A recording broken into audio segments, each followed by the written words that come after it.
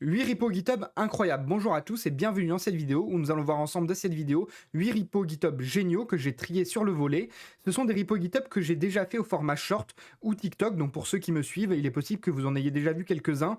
Cependant, avec les formats short, on rate souvent pas mal de choses, donc là vous aurez 8 repos GitHub, mes 8 préférés du moment. Ce sera une série de vidéos où je publierai, dès que j'en aurai 8 à chaque fois, j'en publierai de nouvelles vidéos. Donc sur les repos GitHub, il y en a parfois qui sont installés en open source, il y en a d'autres, ce sont des sites parfois qui ramènent vers des choses payantes, mais le code est quand même en open source. Donc je vais vous montrer tout ça et c'est plutôt cool. On est parti pour le premier repo GitHub qui est tout simplement Uptime Kuma. Uptime Kuma, c'est directement un repo GitHub qui va permettre d'installer un monitoring en self-host.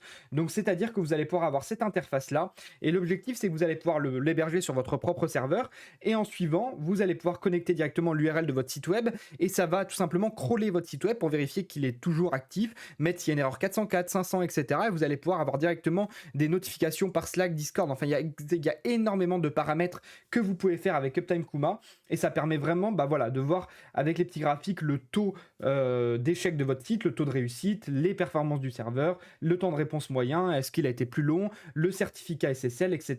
Et même des notifications pour vous alerter d'une potentielle erreur. Donc Uptime Kuma, c'est un repo GitHub avec plus de 40 000 étoiles. Je vous mets tous les liens des repos GitHub en description. Et donc vous l'installez directement avec Docker ou avec NPM ou PNPM, peu importe. Et vous pouvez directement, en suivant, le mettre sur un serveur et connecter vos sites web ou le garder en local si vous le souhaitez.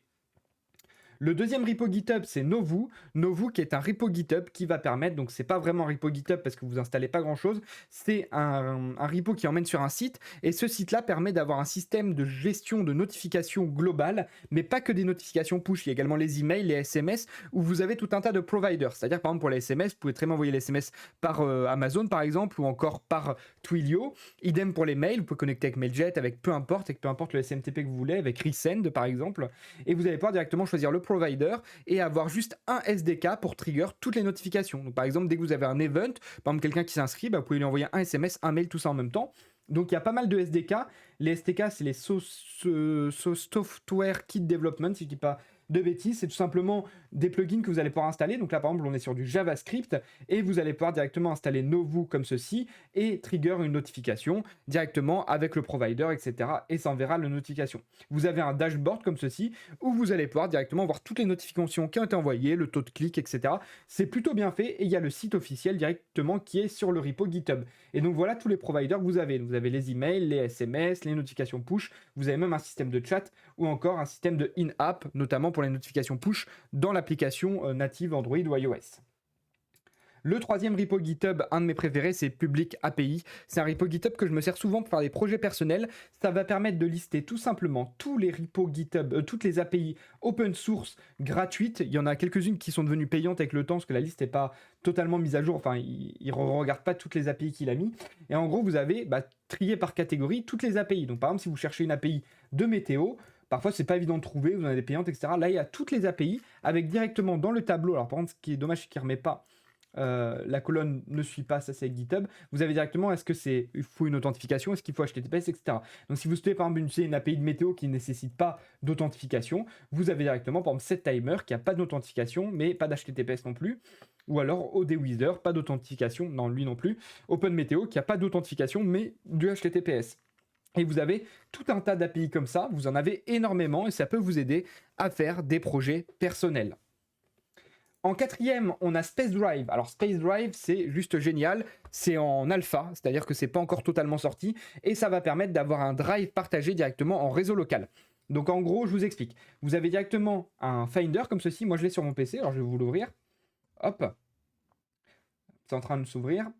Donc ça fait un Finder comme ceci, voilà. Vous voyez le disque de votre PC, etc. Et vous allez pouvoir retrouver vos fichiers. Donc ça, c'est un Finder assez classique. Déjà, le premier avantage, c'est que par exemple, si vous n'aimez pas trop Windows et vous préférez un Finder un peu plus à la macOS, c'est un peu plus inspiré de Mac. Donc, vous pouvez installer ça sur Windows et vous aurez exactement le même Finder.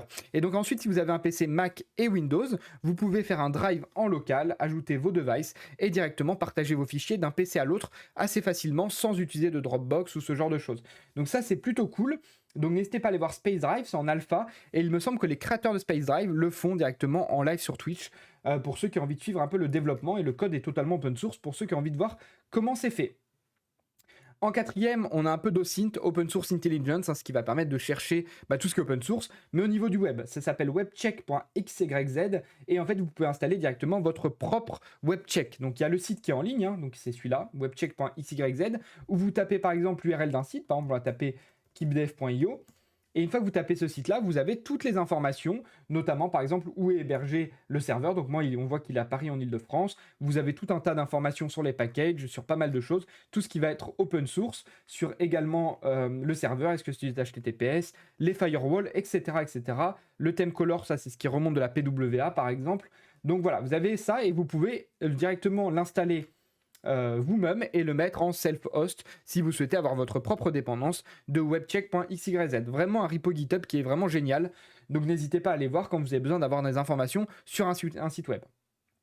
Ensuite, le cinquième repo GitHub. Le cinquième repo GitHub, c'est OpenCommit. Un peu d'intelligence artificielle dans notre vidéo. OpenCommit, ça permet de générer automatiquement vos commits. Donc vous installez ça directement sur votre PC. Donc moi je l'ai notamment. Et vous allez pouvoir directement, donc npm install-g OpenCommit ou avec npm, avec bun, ce que vous voulez. Et vous allez pouvoir configurer une clé d'API OpenAPI, donc OpenAI. Donc vous allez sur le site d'OpenAI, vous générez une clé d'API, vous mettez votre moyen de paiement parce que c'est obligatoire, mais normalement vous n'aurez pas grand chose à payer parce qu'il y a très peu d'appels qui sont faits. Et en suivant, vous allez directement pouvoir faire git add point. Et une fois que vous avez ajouté git add point ou git votre fichier, vous faites open commit et ça génère automatiquement les commits comme ceci, avec les petits emojis, avec les fix, enhancement, etc. Ça vous fait directement un peu au format git flow plus ou moins. Et ça vous permet d'avoir des commits qui sont bien écrits, qui vont lire l'intérieur des fichiers, etc. Petit disclaimer, évidemment, il est possible que certaines entreprises ne souhaitent pas utiliser ce genre d'outils par raison de confidentialité, parce que ça vient quand même lire une partie des changements du code pour générer le commit, donc faites attention si vous l'utilisez en entreprise. Par contre, pour des projets personnels, ça fait gagner encore une fois du temps, parce qu'on a tendance, pour les projets personnels, à mettre test dans les commits, et là vous aurez des commits un peu plus jolis pour vos projets personnels. Donc open commit. Le sixième repo GitHub, ou le septième, je sais plus. J'en ai pas 8 en fait. 1, 2, 3, 4, 5, 6, 7. J'en ai oublié un. Bon, on ira, je mettrai 7 repos GitHub directement dans la description de la vidéo. Donc on a Doxify. Doxify qui permet de générer une documentation de votre site. Alors ça c'est juste génial aussi. Ça va permettre directement ici d'avoir Doxify template. Vous avez directement sous format MD, donc sur format Markdown. Vous générez directement vos pages comme ceci en format Markdown et vous allez pouvoir directement ici avoir une doc au format Doxify. Donc ça va s'ouvrir comme ceci de base la doc Doxify, c'est-à-dire que ça va générer une page comme ceci, par exemple si vous avez besoin de documenter un projet ou un plugin. Et après quand vous cliquez sur Getting Start, vous allez pouvoir directement générer en format Markdown, donc toute la documentation est bien expliquée pour générer directement avec du code, avec les couleurs, avec les titres, etc. Et c'est vraiment plutôt cool. Donc si vous êtes dans une documentation en Markdown qui est propre, vous pouvez utiliser Doxify. Et enfin, il y a Daily Dev. Alors Daily Dev, c'est pas vraiment un repo GitHub. Je vous le mets dans le repo GitHub parce que j'ai trouvé ça directement via les repos GitHub. Mais daily.dev, c'est tout simplement une newsletter pour les devs. Et ça, c'est juste trop bien. Alors, une newsletter, pas vraiment. Je dis newsletter, mais un flux RSS pour les devs. Donc, en gros, vous avez directement sous format PWA, sous format site web, sous format extension Chrome, les dernières nouveautés qui sortent pour les développeurs. Donc là, par exemple, moi, je l'ai. Quand j'ouvre un nouvel onglet, c'est daily.dev. Et donc là, j'ai trié directement mon feed par ce qui m'intéresse. Et je vais pouvoir avoir directement, par exemple, je vois qu'il y a des petits articles sur JavaScript, sur Next14, sur plein de petits trucs, sur des nouveautés, etc. Et c'est plutôt cool. Je crois qu'ils ont levé 8 millions ou 10 millions de dollars récemment, donc je pense que ça va continuer à s'améliorer. Vous allez pouvoir personnaliser votre feed, voir les feeds populaires, répondre, etc. Ou même si vous avez besoin demain de lancer un projet, vous allez pouvoir directement le mettre sur daily.dev en mettant par exemple sur Product Hunt ou ce genre de choses. Alors du coup, finalement, je vous ai trouvé le 8e repo GitHub qui est Trillium. Trillium qui est un repo GitHub, je n'ai pas encore publié le TikTok, c'est pour ça, qui est un repo GitHub directement pour faire de la documentation, une knowledge base. Donc en fait, souvent, je vois qu'il y a des agences qui font ça sur Notion, qui font ça sur pas mal de choses. Le problème, c'est que parfois, il y a des clients un peu sensibles et que vous avez besoin de self-host votre documentation pour raison de sécurité. Et donc là, ou le mettre directement local ou sur un réseau local en intranet ou peu importe. Et vous allez pouvoir installer Trillium. Trillium, c'est un peu un Notion-like en version un peu moins bien.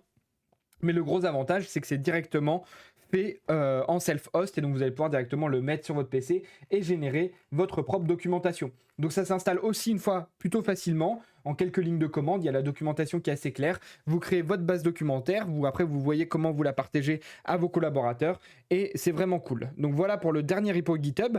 J'espère que cette vidéo vous a plu. N'hésite pas à t'abonner si tu veux plus de vidéos comme ça. C'était Keep Dev. Ciao.